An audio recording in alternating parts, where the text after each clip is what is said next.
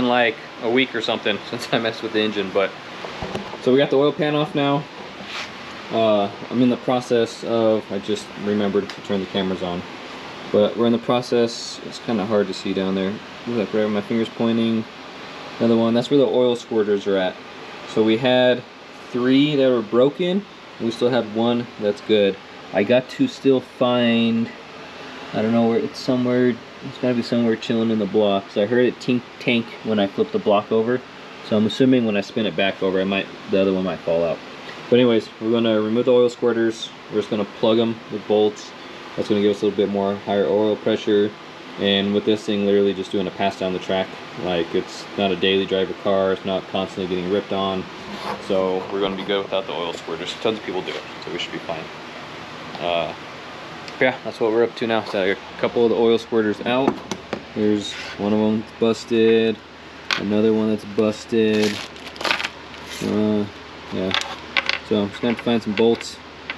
Got the washers there. There's another one in there. But I don't know, it just kind of scares me putting these back in the engine and possibly having this happen again. And man, those things, I don't know, they could get wedged in between the rods. I don't know. I'm sure you guys are like me. You don't want no loose metal parts flapping around inside the engine. So that's the plan. Just getting those out. See if I can source some bolts. If not, I'm gonna have to order some, but I should have some here that's gonna plug those. So, and then man, look at those nice Vader style aluminum rods. So everything else, I'm not too worried. I was debating about popping rod caps off to check stuff, but I don't think I'm gonna stress it. Maybe I might. I don't know. We'll see. Just to look at a bearing or two. But we had like no issues with the bottom end, so I mean, there should be no reason I shouldn't have to mess with any of that stuff. But so that's what we're up to.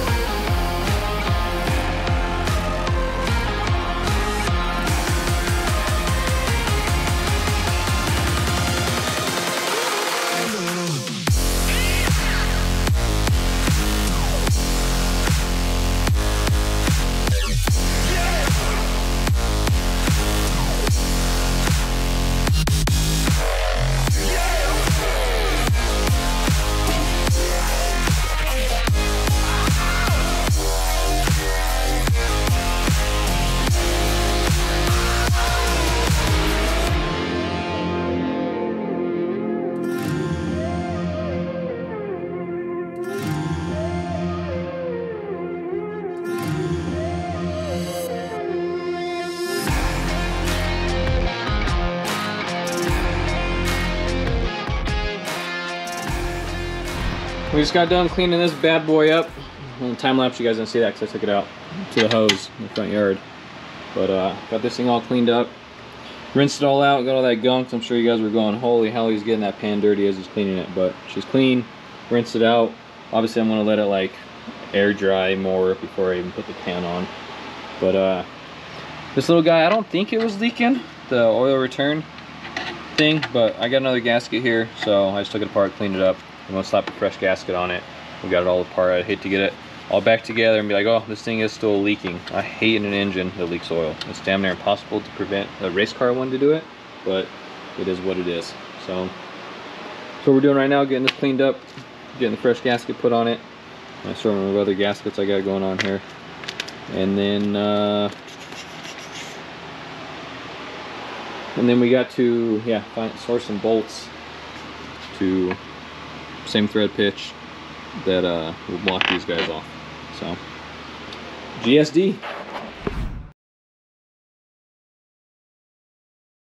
And again, fast forward like 15 days. No, I'm just kidding. A couple days. But parts came in. Overnight parts from, actually I don't know where these came from.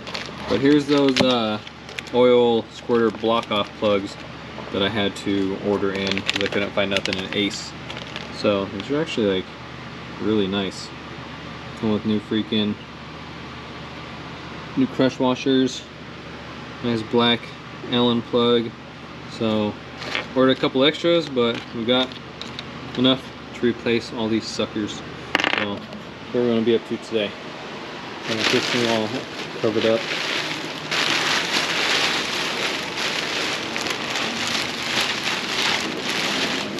Voila! What's going on here? So, alright, well, we're going to get some thread locker on these guys because I do not want these to back out, because then we would lose massive oil pressure. So, yeah, that's what we're up to. TL.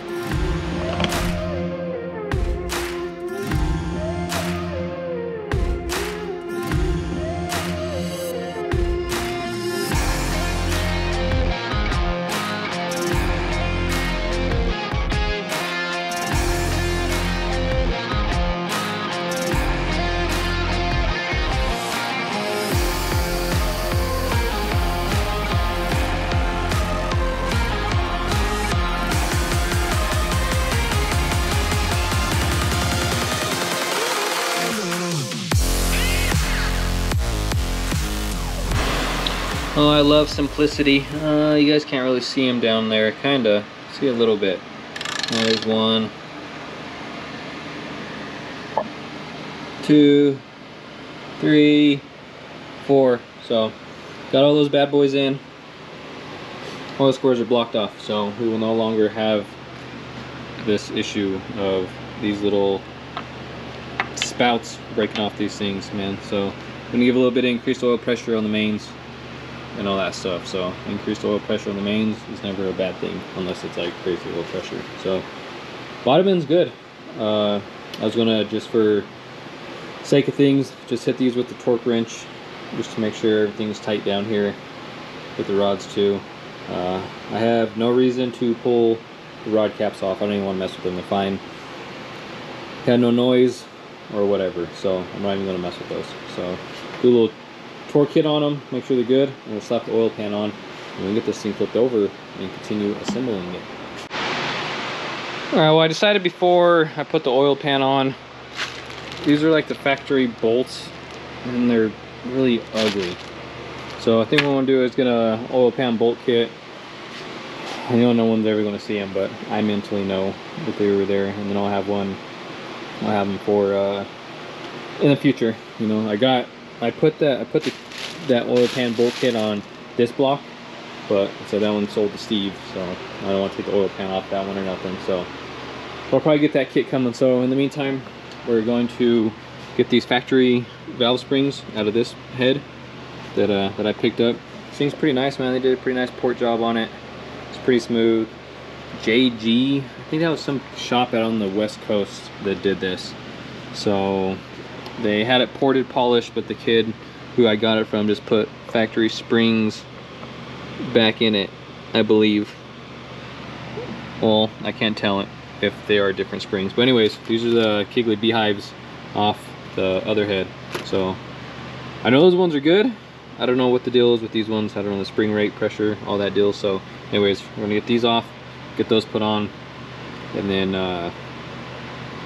yeah, and then at least the head will be able to slap on and can do the rest of the valve train and stuff. So that's the goal right now, and it's really hot in here. Got the exhaust fan going up there. I'm getting ready to turn on the swamp cooler, and we'll see what we can get the pressure done, or down to the pressure. Just too much turbo stuff.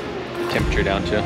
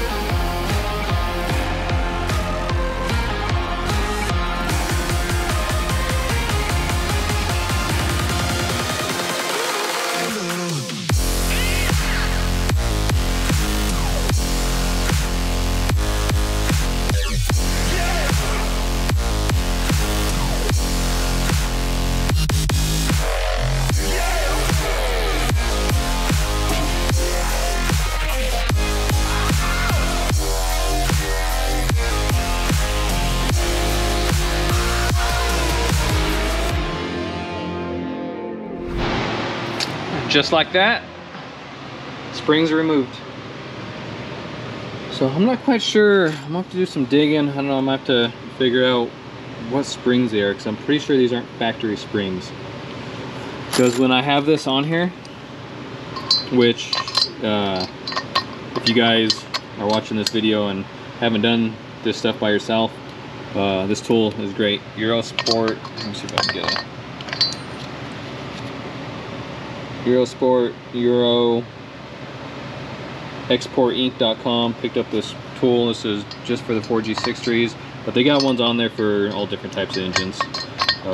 Max is the one that told me about this. I think Morgan had one or whatever from for all the Hondas and stuff, but it's nice in case you have a head issue.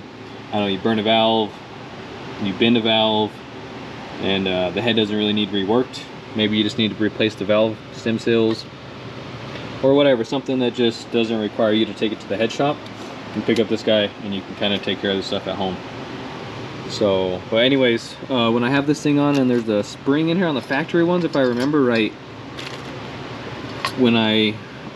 on the factory ones, you don't have to pry down on this with a screwdriver to get it to pop out like I was having to do on factory springs. So it's been a minute, well, excuse me, since I've done for sure factory springs. But man, this kid, I bought this thing a long time ago, years ago or whatever, but he had all this work done. I can't imagine he put aftermarket valves and stock springs back in it. So I'm just gonna have to do some digging to find out what springs these are. I know for sure right here I got Kegley beehives, which they're pretty obvious why they call them beehives. If you compare them to like a normal spring, you can see them kind of do the whole beehive thing at the top right there.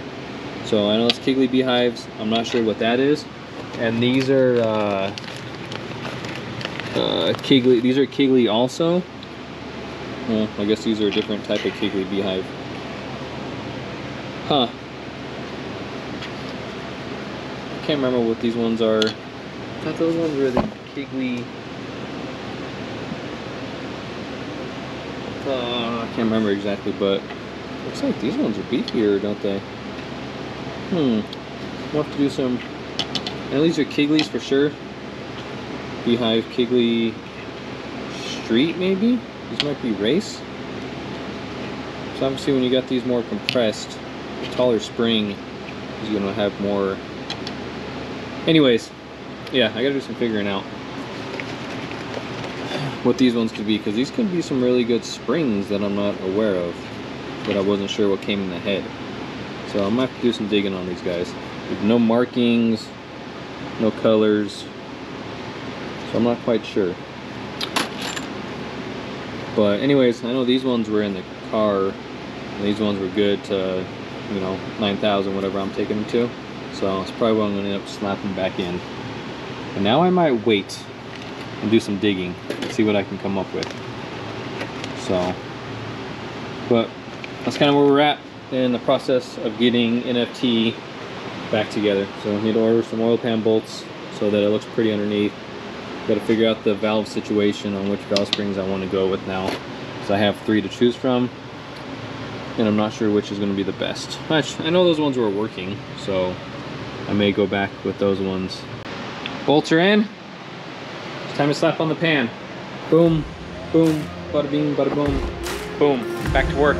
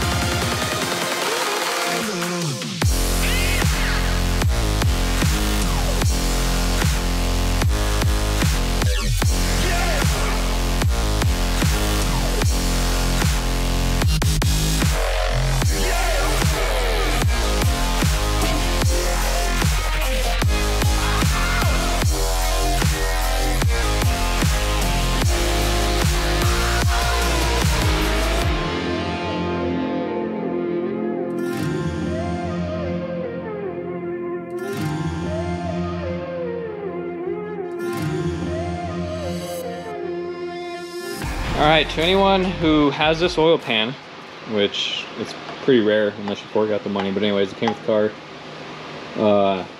I tried using these nice, beautiful stainless steel Allens with some nice washers, but because of the thickness of the pan, they're too short. So I had to resort back to using factory oil pan bolts for now. I'm pretty sure when you buy this brand new, it comes with studs and nuts for this thing. So that may be something I look to in the future, but right now, anyways, it's on. The silicone was setting up. I was like, son of a bitch. Luckily I had another set of oil pan bolts. So just threw those on underneath the car. I mean, I would like the stainless ones, but next time we got the block and shit out, we'll probably get those ones picked up. So yeah, I'm probably gonna wrap this video up. I'll make a video out of this one because otherwise me filming all this stuff continuously while I'm getting this stuff all back together, it's probably gonna be like a 3-hour video. So maybe kind of sporadic and kind of seem like it's off topic a little bit, but we'll wrap this video up, and then the next one will just be continuing assembling the motor, getting ready for race 3 PSCA. So thanks for watching. Like, comment, subscribe. Thought I paused it, didn't I? Thought it froze. I'll catch you guys on the next one.